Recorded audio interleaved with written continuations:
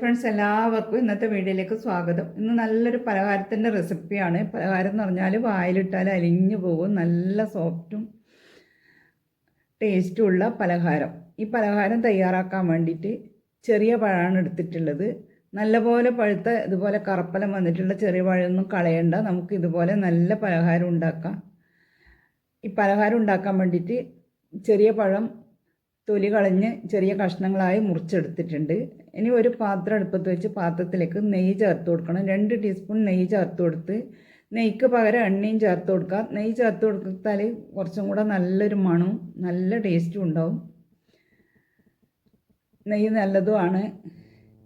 ഇനി ഈ ചൂടായ നെയ്യിലേക്ക് മുറിച്ച് വെച്ച പഴം ഇട്ട് കൊടുത്ത് ഒന്ന് നന്നായിട്ട് ഇളക്കി വാട്ടിയെടുക്കണം. പഴം നല്ലപോലെ ചൂടാവുമ്പം തന്നെ നല്ല സ്മെല്ല്, നെയ്യിൽ പഴം ചൂടായിട്ടുള്ള.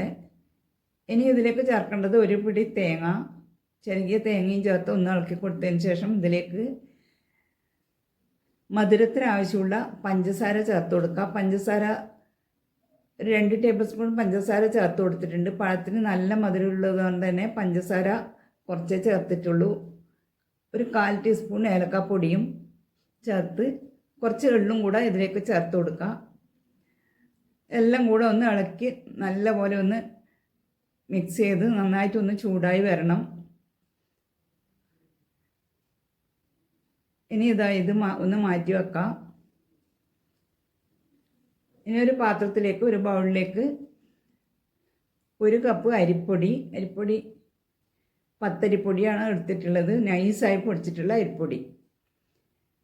ഇനി ഇതിലേക്ക് 1/4 ടീസ്പൂൺ ഉപ്പും ചേർത്ത്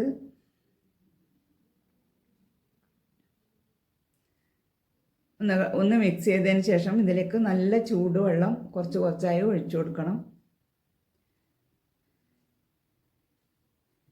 ഒരുമിച്ച് ഒഴിച്ചു കൊടുക്കണ്ട, കുറച്ചായിട്ട് ചൂടുവെള്ളം ഒഴിച്ചു കൊടുക്കുക.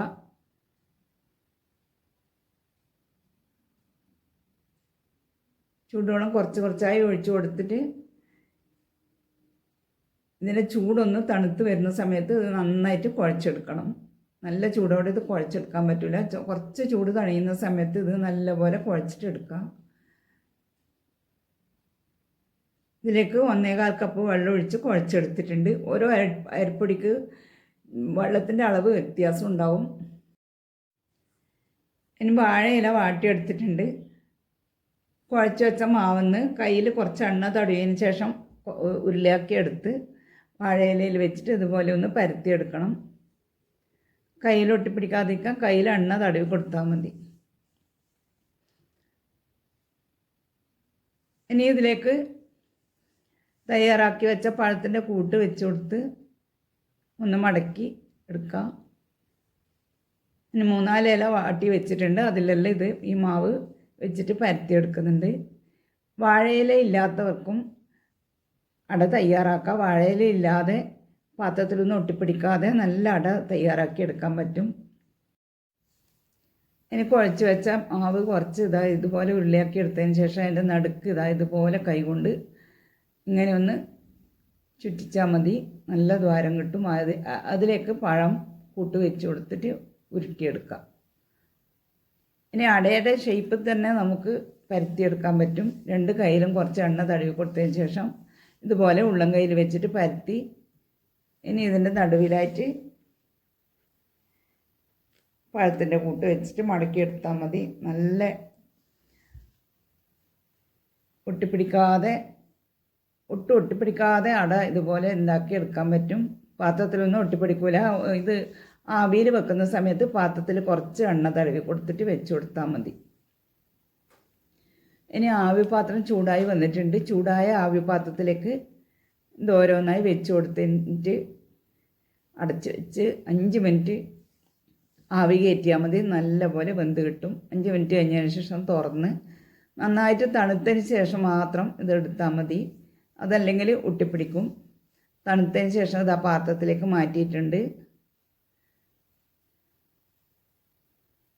ഒട്ടിപ്പിടിക്കാതെ നല്ല സോഫ്റ്റായിട്ടുള്ള അട റെഡി ആയിട്ടുണ്ട്. ഇത് വായിലിട്ടാൽ അരിഞ്ഞു പോകും. നല്ല സോഫ്റ്റാണ്, നല്ല ടേസ്റ്റുമാണ്. ഇതുപോലെ ഒരു പ്രാവശ്യം നിങ്ങൾ തയ്യാറാക്കി നോക്കൂ.